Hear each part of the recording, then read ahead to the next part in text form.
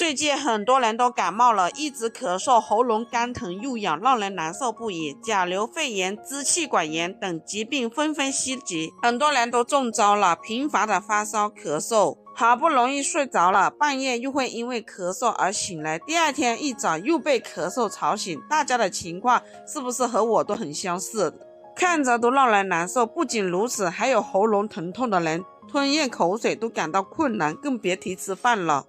今天跟大家分享一款神奇的止咳水，用雪梨搭配这几物，清热润肺，还可以止咳化痰。因为雪梨是属于凉性，它含有大量的果汁和葡萄糖，平时人们食用以后，自己能滋阴润肺，就能为身体补充大量的水分，而起到化痰止咳的重要作用。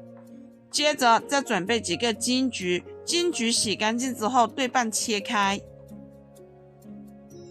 接着再准备几个马蹄，马蹄不仅味道好，而且营养丰富，还具有多种功效，可以止咳化痰，而且含有丰富的维生素和矿物质。接着再准备一个罗汉果，把它捏碎，然后把这些食材全部放入养生壶里，加入1200毫升左右纯净水，按花茶的键煮10分钟。10分钟之后，这一个止咳化痰水就做好了，喝起来味道干凉，非常好喝。喜欢的朋友不妨收藏起来试一下。